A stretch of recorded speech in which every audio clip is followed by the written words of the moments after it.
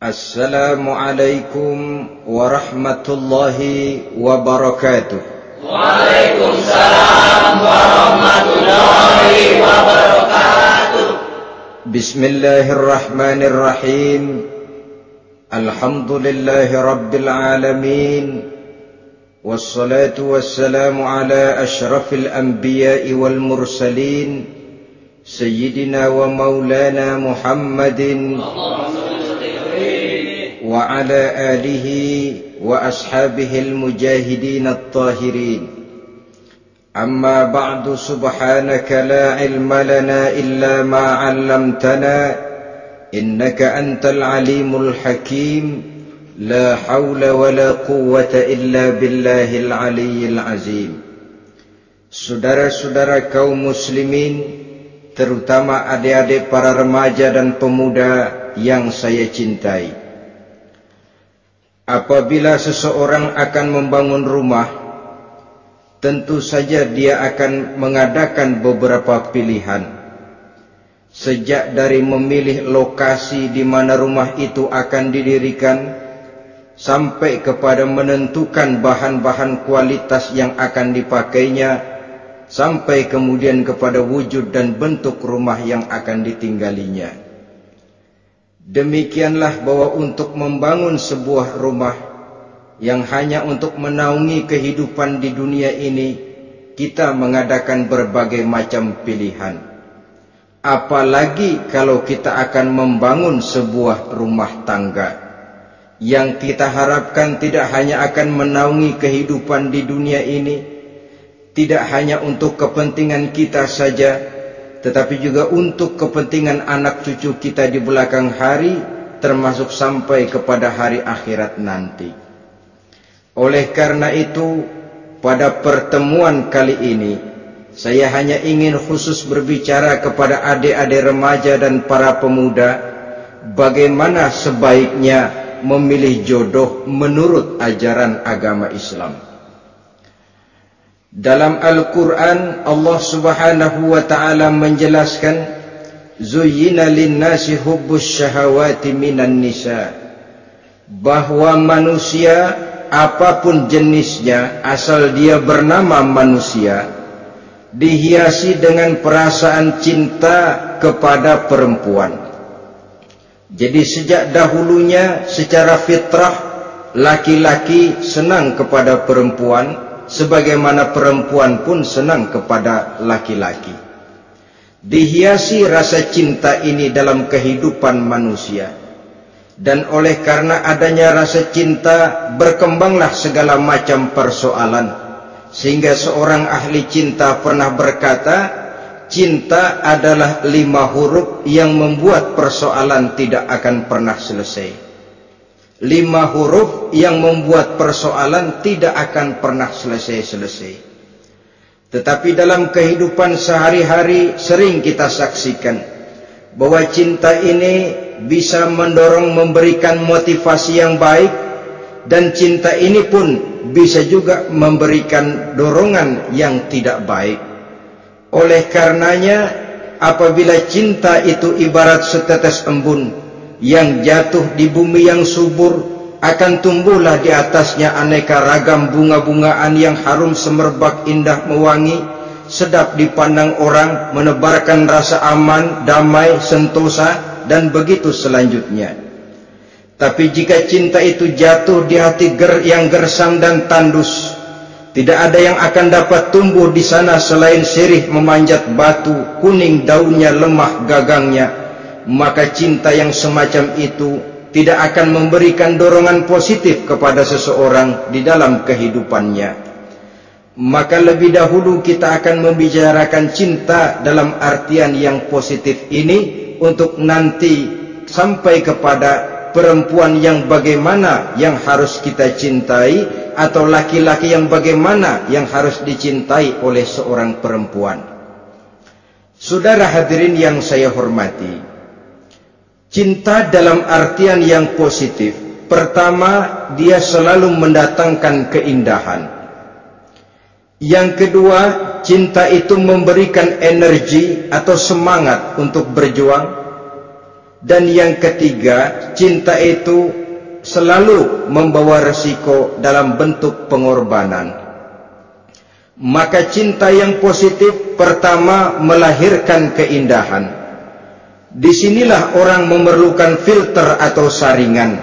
Sebab keindahan yang didasarkan karena cinta itu merupakan satu keindahan yang relatif saja. Boleh jadi karena indah orang jadi cinta, boleh juga jadi karena cinta segala sesuatu terasa jadi indah. Namun bagaimanapun juga, kalau hati sudah diliputi oleh rasa cinta, segalanya akan terasa menjadi indah. Cinta itu adalah keindahan. Yang kedua, cinta itu energi, melahirkan dorongan dan semangat. Yang lemah bisa menjadi kuat, yang takut bisa menjadi berani, yang jauh jadi terasa dekat. Itu semua karena dorongan cinta. Dan dari energi ini lahirlah yang ketiga, bahwa cinta adalah pengorbanan. Sehingga orang berkata, berani bercinta artinya harus berani berkorban. Takut berkorban, jangan bercinta. Kalau cinta ini kita salurkan kepada nilai-nilai agama umpamanya, yang pertama, cinta mendatangkan keindahan. Kita cinta kepada agama, maka apapun yang diperintahkan oleh agama akan terasa menjadi indah. Solat akan terasa menjadi indah, puasa terasa menjadi indah, zakat terasa menjadi indah, jihad pun akan terasa menjadi indah. Persis kalau kita cinta kepada seorang gadis. Jika kita cinta kepada seorang gadis, apanya saja akan kelihatan menjadi indah. Jalannya terasa indah, lenggang-lenggoknya terasa indah, suaranya merdu padahal cemprengnya bukan main. Seluruhnya akan mendatangkan keindahan karena dasarnya sudah cinta. Cinta membawa kepada keindahan. Yang kedua, cinta itu melahirkan energi. Orang yang cinta kepada agama akan lahir tenaga dan semangatnya melaksanakan ibadah, melaksanakan puasa, melaksanakan zakat, melaksanakan sholat, melaksanakan haji, bahkan melaksanakan jihad sekalipun. Cinta selamanya menimbulkan energi dan semangat. Sama saja dengan kita apabila jatuh cinta kepada seorang gadis, walaupun rumahnya jauh, katanya, gunung pun akan kudaki, lautan pun kuseberangi. Untuk apa itu? Untuk menemui apa yang kita cintai. Cinta selamanya melahirkan energi. Capek tidak terasa, lelah tidak terasa, semuanya tertutup oleh keindahan yang bernama cinta. Lalu yang ketiga, cinta membawa pengorbanan. Apabila kita cinta kepada agama, maka pengorbanan terhadap apapun yang diminta oleh agama, baik itu pengorbanan waktu, tenaga, pikiran, harta, bahkan pengorbanan nyawa sekalipun, kita tidak akan berat melaksanakannya karena cinta kita kepada agama yang kita anut ini. Demikian juga cinta kita kepada seorang perempuan akan membuat kita rela berkorban. Apapun yang dia minta, jangankan kita tidak mampu, jangankan kita mampu, kita tidak mampu sekalipun, kita masih berusaha untuk mampu guna memenuhi tuntutan si buah hati belahan jantung. Kadang-kadang malam minggu si doi ngajak nonton. Umpamanya duit tidak ada, gajian belum, kerja enggak. Timbullah inisiatif, entah sepatu kita jual ke tukang loa, entah celana mampir dulu ke tempat lain. Yang penting kita berkorban untuk memenuhi permintaan si buah hati belahan jantung. Ketika itu pengorbanan sudah tidak kita rasakan lagi. Bahkan pengorbanan yang paling pedih sekalipun, dalam gurau, dalam bercanda misalnya, dicubit kita oleh kekasih kita, pedih bukan main, terkelupas kulit, mengalir darah, bukan nangis, nyengir. malah kadang-kadang minta tambah dicubit lagi. Itulah romantikanya cinta, sanggup membuat orang berkorban, melahirkan energi dan semangat, menambah keindahan dalam kehidupan, sepanjang dia dalam artian yang positif. Kalau demikian masalahnya, di dunia yang penuh dengan perbenturan nilai sekarang ini, orang sering salah jalan bagaimana memilih jodoh untuk membangun rumah tangga yang bahagia. Jangan lupa bahwa membangun rumah tangga ini bukan hanya untuk 1-2 bulan, bukan hanya untuk 1-2 tahun, bahkan bukan cuma untuk kehidupan dunia, lebih daripada itu pun untuk menunjang kebahagiaan di akhirat. Oleh karenanya, memilih jodoh bukan satu hal yang mudah, bukan satu hal yang bisa dilaksanakan sambil lalu, tetapi memerlukan penelitian, memerlukan pengamatan yang mendalam. Apa petunjuk agama tentang itu? Dengan kata lain, bagaimana seharusnya seseorang memilih jodoh dalam kehidupannya? Ini tentu saja sumbangan moral buat adik-adik remaja dan para pemuda yang lagi kebingungan memilih jodoh, atau barangkali buat bapak-bapak yang kepengen nambah lagi.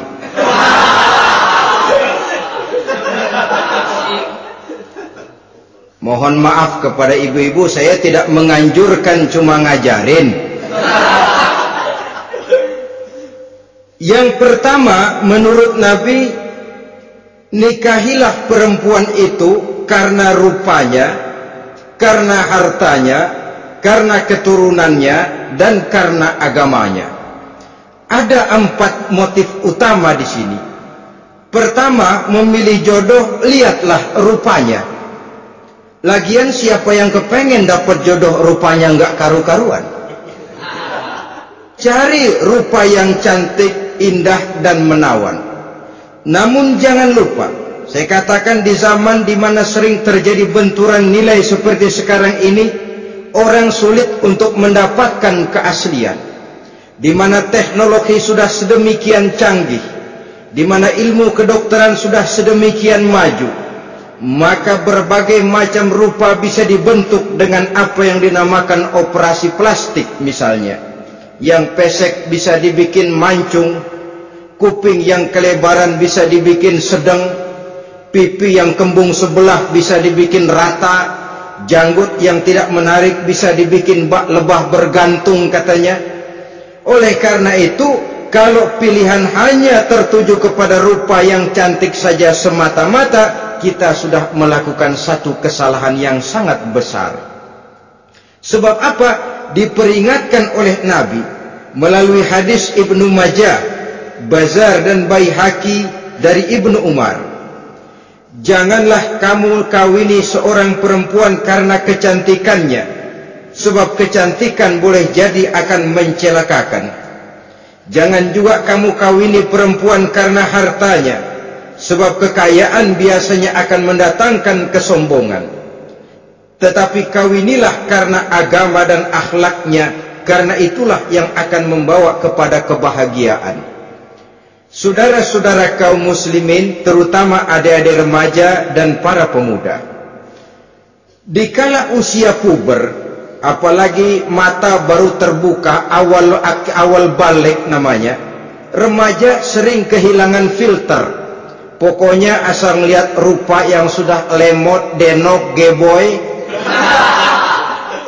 pikiran pun hanyut, malam terkenang, siang terbayang, tidur tak nyenyak, makan tak enak katanya, selalu terbayang wajah si doi. Dikala itu orang kehilangan pertimbangan bahwa rupa yang cantik kadang-kadang sering menipu. Diriwayatkan oleh Imam Ibnu Abbas, satu hari ketika sedang kumpul dengan para sahabat, lewatlah orang dengan potongan potongan orang kaya. Kelihatan kan, orang kaya sama orang miskin jalannya aja lain kan. Jalannya saja, jangan gaya hidupnya, jalannya saja lain. Liwat dia. Rasul bertanya kepada seorang sahabat, menurut pendapatmu bagaimana orang yang lewat itu? Kata sahabat, oh, yang lewat ini ya Rasul, kalau dia meminang perempuan pasti diterima. Kalau dia menolong orang pasti berhasil. Kalau dia ngomong pasti didengerin. Kenapa? Orang kaya. Orang kaya ya Rasul. Kalau dia minang, perempuan mana yang kagak bisa menerima kalau dipinang oleh orang kaya, biar mukanya udah belipet kayak dompet tanggung bulan. Kalau memang duitnya banyak, nggak kelihatan tuh muka yang belipet, yang kelihatan duit. Kalau dia nolong orang, pasti berhasil apa yang dia tolong itu. Kalau dia ngomong, pasti didengerin orang, walaupun omongannya biasa-biasa saja. Kenapa? Orang lihat penampilannya. Juga ketika orang itu lewat, beberapa lama kemudian lewat lagi seseorang yang kelihatannya miskin. Rasul tanya lagi, kalau orang ini, bagaimana pendapat kamu? Wah, potongan begini sih Rasul. Kalau dia minang, orang tolak. Siapa yang mau kawin sama kere begini? Kalau dia nolong orang, pasti nggak berhasil. Kalau dia ngomong, kagak bakalan ada yang mau dengerin. Siapa yang mau dengerin orang susah ngomong? Setelah orang itu lewat, apa kata Rasul? Orang yang terakhir, yang lewat ini, yang barusan lewat, jauh lebih baik dari yang pertama yang lewat tadi. Jauh lebih baik. Maksud dari ucapan ini, Rasul sebenarnya mendidik para sahabat jangan tertipu oleh penampilan. Sebab penampilan tidak selamanya mencerminkan keaslian. Apalagi di zaman sekarang, salon di mana-mana bejibun. Alis mata bisa dibikin, pipi bisa dicat. Yang pinggir kuning, yang tengah merah, di sebelah merah ada yang kehitam-hitaman, persis orang kepentok tiang listrik.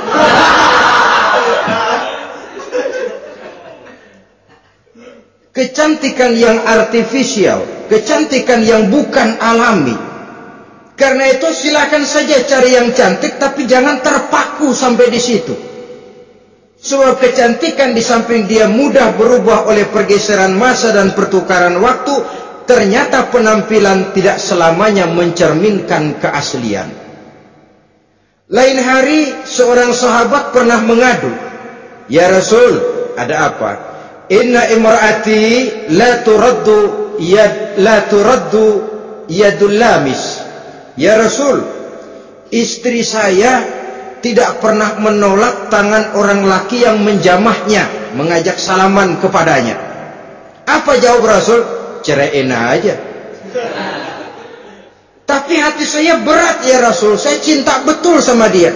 Ya kalau hatimu berat, jaga dia baik-baik. Nah, dari riwayat ringkas ini kita ambil satu perbandingan. Memang punya istri berwajah cantik itu kadang-kadang si malakama kalau imannya tidak kuat. Si malakama. Kita diemin aja, binal, makan hati, nggak aman, nggak tentram. Jangan-jangan saya berangkat ke kantor, dia ngompreng.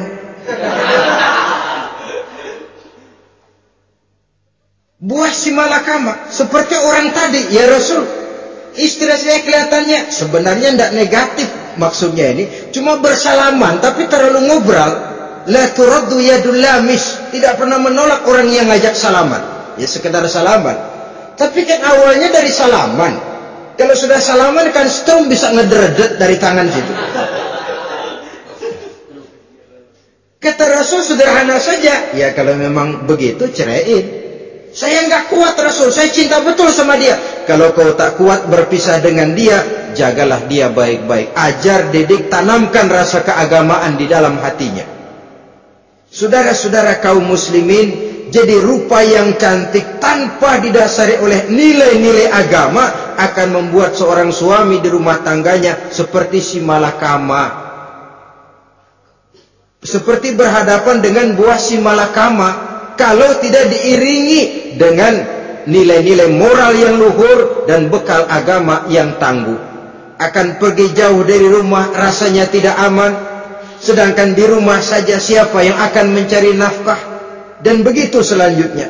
Orang tadi jelas berhadapan dengan buah si malakama, didiamkan, makan hati.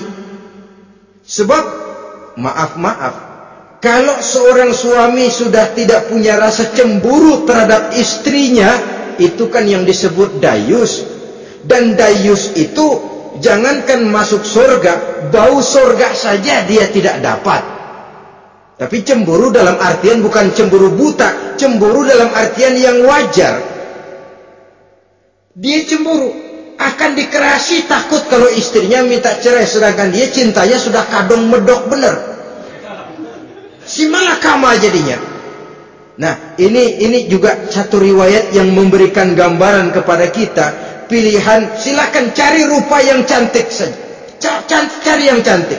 Tapi kalau itu dijadikan motif utama tanpa dasar-dasar agama, saya khawatir nanti rumah tangga kita akan berhadapan dengan buah si malakama.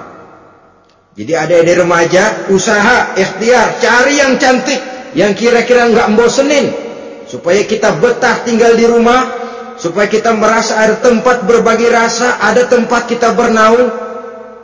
Sebab kalau nyari bini sebini-bininya mah, ya jodoh di tangan Tuhan, kagak usah nyari juga ntar datang diri umpamanya. Iya, kalau yang datang peot. Orang harus berusaha, walaupun pada akhirnya jodoh toh memang ditentukan Allah. Kan 3 hal yang kita tidak bisa menentukan itu katanya. Maut, rezeki, jodoh. Itu yang masuk mysterious problem. Problem yang misterius. Maut, misterius. Kapan kita mati, kita sendiri tidak tahu. Tahun depan, 50 tahun lagi, 100 tahun lagi, tidak pernah seorang pun diberitahu. Tapi yang pasti dia bakal datang. Kapan dan di mananya, kita tidak tahu. Bisa di rumah, bisa di masjid, ya alhamdulillah. Bisa di majelis taklim, syukur. Bisa di medan perang membela agama, bagus.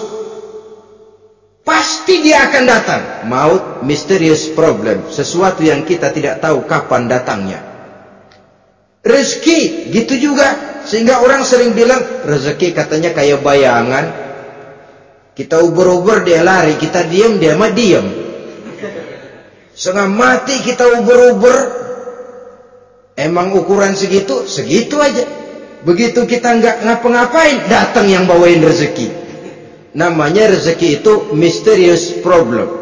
Kadang-kadang ngobek, sungsang, sumbol, udah segala tanah orang kita ukur-ukurin.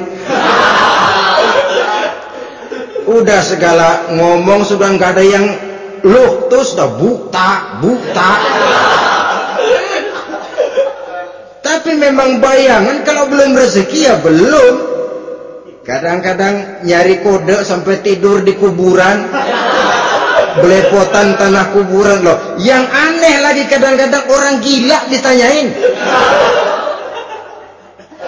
Allahu Akbar, ini kode-kode zaman sekarang ini sampai orang waras nanyain orang gila, itu gimana itu? Ini sudah efek yang betul-betul negatif. Sudah jelas orang gila kok ditanya. Apa kira-kira yang nanya nggak lebih gila dari yang gila itu?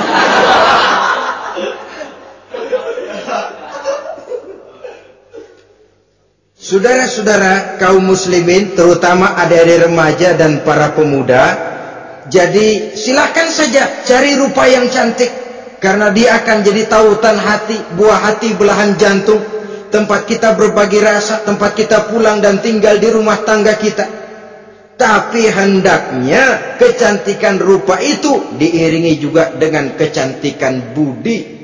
Karena itu cari rupa yang cantik. Ini pilihan utama. Yang kedua, kata Nabi, harta, cari yang kaya. Tetapi jangan lupa, jangan dijadikan pilihan utama. Karena kekayaan sering mendatangkan kesombongan. Apalagi kalau seorang pemuda mendapat istri orang kaya. hidupnya dimodali oleh istrinya, maka biasanya wibawanya sebagai seorang suami akan hilang. Akhirnya komando di tangan istri. Dikala itulah suami tidak lebih daripada prajurit yang taat kepada komando istrinya.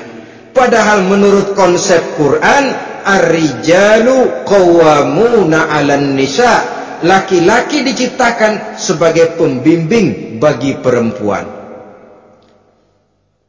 Kalau nanti suatu saat terjadi benturan, sedangkan modal diberikan oleh istri, terjadilah pengungkitan.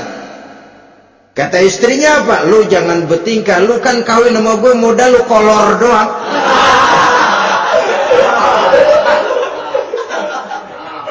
Kalau sekarang bertingkah silakan keluar rumah. Bawa seperti engkau datang dulu, jangan bawa apa-apa. Pergilah seperti engkau datang dulu kemari. Hilanglah wibawa seorang suami. Suami kalau udah digentak sama istri begitu, kelempuruk kayak ayam sampar. Di mana lagi letak wibawanya? Harta sering mendatangkan kesombongan. Oleh karena itu, walaupun diperintahkan cari yang keturunan orang kaya, tapi maksudnya jangan dompleng. Sebab kepribadian seorang suami akan ditentukan oleh sifatnya sendiri. Keberadaannya ditentukan oleh karya dan perbuatannya sendiri. Itulah yang akan menampilkan kepribadian dia dalam kehidupan di masyarakat ini.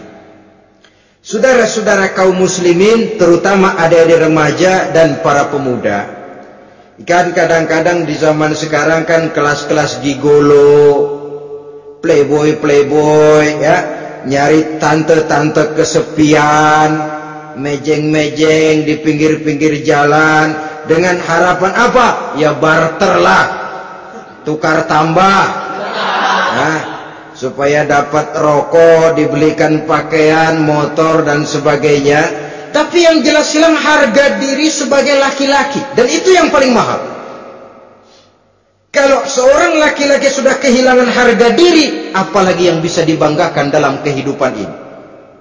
Apa artinya naik mobil kalau kepala tertunduk ke bawah? Apa artinya jalan di tengah masyarakat kalau kita tidak bisa menengadah dengan satu kebanggaan? Hilangnya harga diri merupakan kehancuran awal dari sebuah pribadi yang untuk jangka panjang kita tidak akan bisa lagi berbuat banyak. Tanpa harta orang memang sulit untuk bahagia, tapi harta semata-mata bukan merupakan jaminan bahwa orang lantas akan bahagia. Saya barangkali harus berkata, banyak orang miskin yang kaya, tapi tidak sedikit orang kaya yang miskin. Saya ulangi ini, banyak orang miskin yang kaya, tetapi tidak sedikit orang kaya yang miskin. Nah, bagaimana pengertiannya? Orang miskin yang kaya, materinya sederhana, peralatan rumah tangganya sederhana, tapi hatinya kaya. Oleh karena hatinya kaya, jiwanya lapang. Sebaliknya, orang kaya yang miskin, di tengah kelimpahan materi yang berlimpah, segalanya serba ada, hatinya yang miskin. Kelimpahan materi tidak akan sanggup mengobati kemiskinan hatinya. Sehingga di tengah kehidupan yang serba ada, dia masih merasa kurang, maka dia tidak pernah cukup. Di tengah kemilauan dan gemerlapan serta glamornya rumah mewah, dia merasa hidup di tengah gurun pasir yang gersang dan tandus. Karena itu, biarlah miskin harta tapi kaya budi, daripada kaya harta tapi miskin budi. Lebih utama lagi, kaya harta, kaya budi. Itu idealnya. Dasar pilihan ketiga, sesudah rupa dan harta, menurut Nabi, keluarga. Faktor keturunan sangat menentukan. Pepatah mengatakan, buah apel akan jatuh tidak terlalu jauh dari pohonnya. Biasanya kalau bapak kalong, anak kampret. bapak nyolong, anak nyopet. Itu fotokopi. Saudara-saudara, sungguh pun demikian, faktor keluarga bukan